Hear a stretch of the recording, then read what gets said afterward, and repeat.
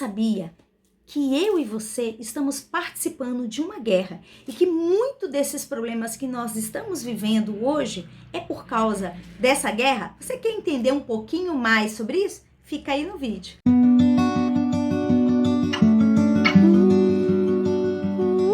Olá, eu sou a Cecília Leles e esse é o canal Abençoando Você. Seja muito bem-vindo e muito bem-vinda. Nós estamos voltando com a série sobre o mundo espiritual.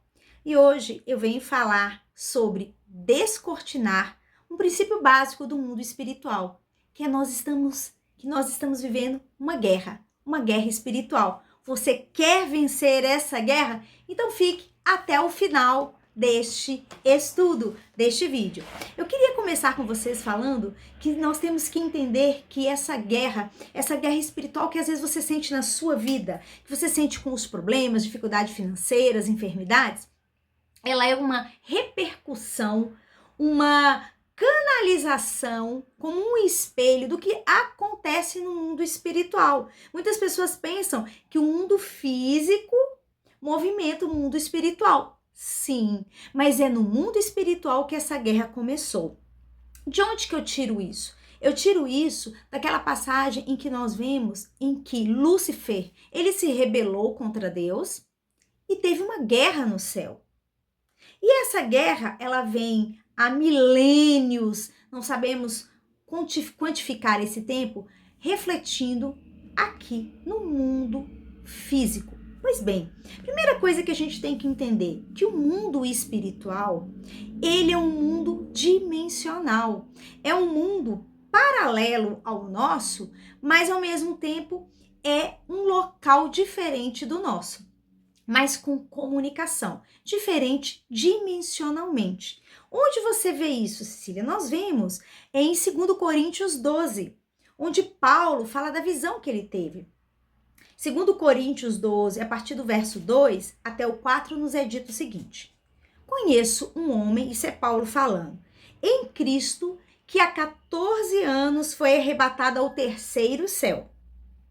Se foi no corpo ou fora do corpo, não sei, Deus o sabe. E sei que esse homem, se no corpo ou fora do corpo, não sei, mas Deus o sabe, foi arrebatado ao paraíso. E ouviu coisas indivisíveis, coisas que ao homem não é permitido falar. Bom, se Paulo disse que ele foi ao terceiro céu, supomos que existe o segundo, o primeiro.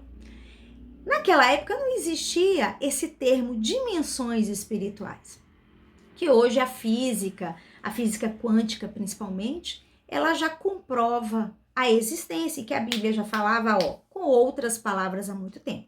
Então, a primeira coisa, a gente para entender o mundo espiritual, que o mundo espiritual tem camadas, que o mundo espiritual tem céus. O primeiro céu é esse céu que a gente vê aqui, com estrelas, nuvens, planetas. O segundo céu é o céu que pega dos planetas ao espaço sideral. E é ali, é nessa dimensão do segundo céu que os seres caídos vivem. Depois, nos próximos vídeos, eu vou explicar melhor sobre esses seres. Fique ligado. E no terceiro céu é aquela dimensão aonde está o trono de Deus, onde está o Éden. E aí, você entendeu até aqui? Ok. E aqui, e o mundo físico? Todas essas outras dimensões ocorrem com uma conexão aqui com o nosso. E nós fazemos conexão com eles. Isso também é um outro vídeo que eu vou explicar para vocês. Então, entendendo isso, que nós estamos vivendo uma guerra, em meio a uma guerra, e que essa guerra reflete em nossas vidas, e que existem dimensões espirituais, nós vamos para a segunda chave importante. Qual que é a segunda chave? Identifique seu inimigo. Se a gente está numa guerra, a gente tem um inimigo. Quem que é o nosso inimigo nessa guerra e que está atrapalhando o sucesso meu financeiro, que está atrapalhando o meu ministério, que está atrapalhando a minha vida familiar, que está trazendo a gerações e gerações de divórcio, problemas de enfermidade? Quem que é esse inimigo que nos afeta? Muito bem, nós podemos ver em Efésios 6, Pegue aí a sua Bíblia, depois você consulta se você não estiver com ela. A partir do verso 10, que é um verso muito conhecido, que nos é falado assim. Vou ler para vocês Efésios 6, do verso 10 ao 12. Paulo também fala: finalmente fortaleçam-se no Senhor e no seu poder. Vistam toda a armadura de Deus, para que possam ficar firmes contra as ciladas do diabo. Pois a nossa luta não é contra carne e sangue, contra seres humanos, mas contra os poderes e autoridades, contra os dominadores deste século, contra as forças espirituais do mal nas regiões celestiais. Então, nós vemos que aqui, que a nossa luta, a nossa guerra, não é contra outro ser humano. E o que nós vemos no mundo? Nós vemos seres humanos, etnias contra etnias, familiar contra familiar, colega de trabalho contra colega de trabalho, marido contra esposa, filhos, pessoas dentro da comunidade religiosa brigando entre si. Mas na realidade a nossa luta é contra esses seres espirituais que estão lá no segundo céu, que são maus, inteligentes, que querem destruir a minha e a sua vida. Então, quando você vê uma pessoa difícil, um problema com seu marido, com seu filho, com seu colega de trabalho, ou um problema mental, algo dentro de você, entenda que este inimigo que está tentando destruir a minha e a sua vida não é outra pessoa. Quando a gente muda esse foco, a gente começa a adquirir mais sabedoria e a gente aprende a solucionar os problemas sem criar mais problemas, tá? E a segunda coisa que a gente entende desse identifique o inimigo é o quê? Que esse local de habitação desses seres das trevas é aonde? É nos lugares celestiais. Como que eles atuam então aqui? Aí é um outro vídeo que eu vou estar explicando. É através da legalidade que nós damos. Mas aguarda, o próximo vídeo da série eu vou falar sobre esses seres e a atuação deles. A terceira chave importante para a gente entender sobre o mundo espiritual é, já que a nossa luta é uma guerra que vem desde a dimensão espiritual, que a nossa luta não é contra seres humanos, é contra seres espirituais que atuam aqui na Terra através de pessoas. Desculpa com ruído aí, tá, pessoal? O que nós aprendemos com isso? Nós aprendemos que são eles os nossos inimigos. Então, como que nós vamos agir com eles? Bom, para a gente saber como lidar com esses seres das trevas para interceptar o mal que eles tentam fazer para a humanidade, a gente tem que saber como eles agem. E como esses seres das trevas agem, você vai abrir 2 Coríntios, capítulo 11, ok? Do verso 13 a 14. Preste atenção. Olha o que Paulo nos fala aqui.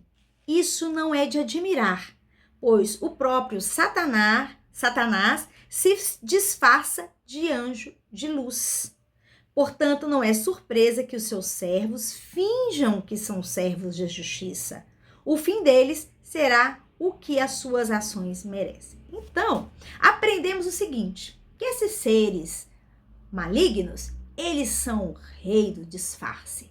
Eles se materializam aqui, eles se apresentam para as pessoas na Terra de uma forma que vá agradá-las, de uma forma que não vai chocá-las, de uma forma que está dentro do sistema de crenças e culturais, para que as pessoas pensem que eles são anjos de luz. Quando eu era médium de incorporação, eu tinha mediunidade de ver essas entidades. E essas entidades que eu via, elas eram bem bonitas. Eu via as entidades feias, mas eu via também entidades muito bonitas, com aparência, assim, de anjos de luz. Então, o engano é muito grande, meus irmãos. A gente tem que estar atento. A gente tem que fugir da aparência do mal, mas a gente também tem que estar atento que nem tudo que brilha e reluz é ouro. Os seres das trevas, eles se materializam da forma que eles desejam dentro dos seus intentos. E como que eles atuam? Eles atuam, aqui o que Paulo está falando, de várias formas, mas uma das formas que eles atuam é dentro das próprias comunidades religiosas, se fazendo passar por falsos crentes, por falsos religiosos. Na história da humanidade, Nós vemos como teve líderes religiosos que fizeram massacres, que fizeram crueldades, que a gente fala assim, mas essa crueldade em nome de Deus. Não. Nós conhecemos uma pessoa, se ela é da luz ou das trevas, é pelas obras, não pelo que ela fala, não pelo título que ela possui. Então vigia, observa se aquela pessoa que se diz religiosa, que se diz uma pessoa do bem, ela é ou não é.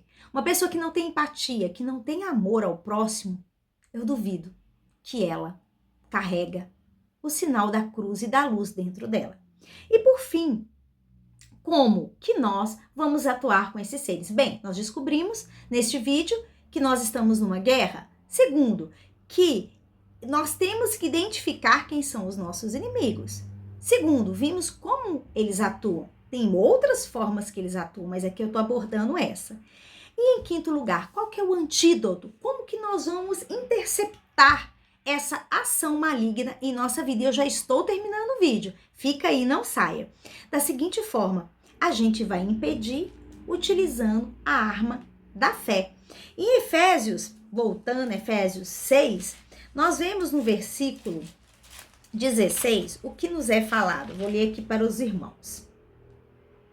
Além disso, usem o escudo da fé, com o qual vocês poderão apagar todas as setas inflamadas do maligno. Observe essa palavra, setas inflamadas do maligno.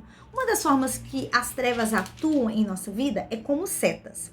Vocês já viram aqueles filmes de Idade Média, que tinha aqueles castelos medievais com aquelas muralhas gigantes? Então, uma das estratégias que o exército inimigo fazia para adentrar naquelas fortificações, porque pelos muros era impossível, era como? Eles mandavam flechas com fogo, que é chamado os dardos inflamados, eram flechas, com a ponta dela com fogo. Eu até olhei no dicionário que seriam esses dardos inflamados. Os dardos inflamados eram armas que eram disparadas com fogo nas pontas, com o objetivo de produzir incêndio dentro da fortaleza, dentro. Então veja, eu e você somos pessoas que temos a Cristo no coração. Nós nascemos de novo.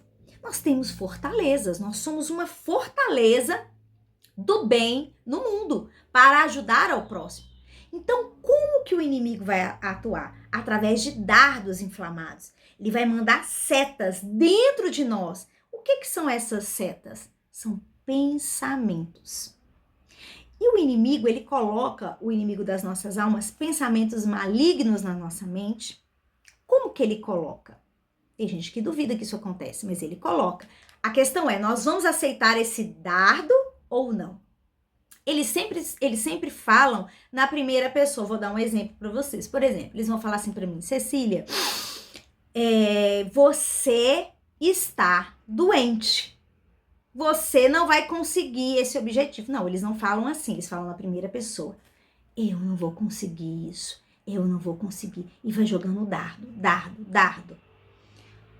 Conforme esses dardos vão chegando, você vai achando que isso é um pensamento seu.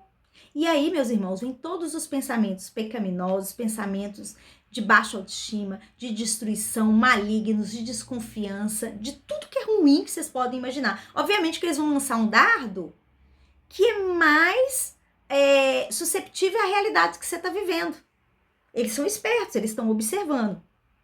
O que nós utilizamos segundo a palavra? O escudo da fé.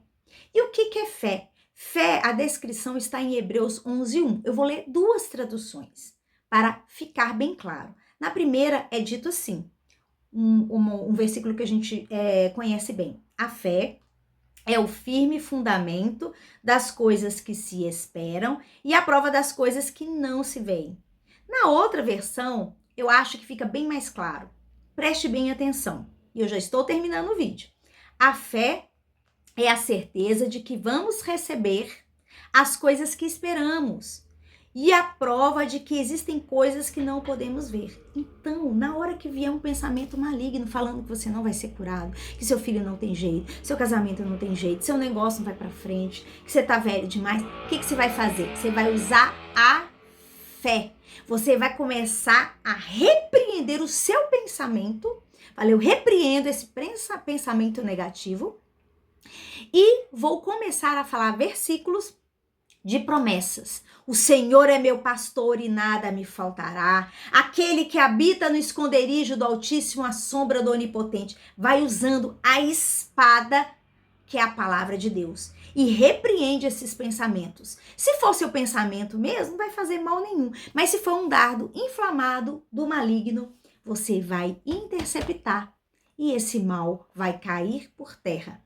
Bem, eu espero que você tenha gostado desse vídeo. Comenta aí se você teve alguma dúvida, se você não concorda, se você concorda, e me fala o que você entendeu sobre isso. E acompanhe os próximos vídeos aqui do canal. Se você gostou, se inscreva, curta, comente e compartilhe. Até o nosso próximo vídeo. Use a sua fé. Tchau, tchau.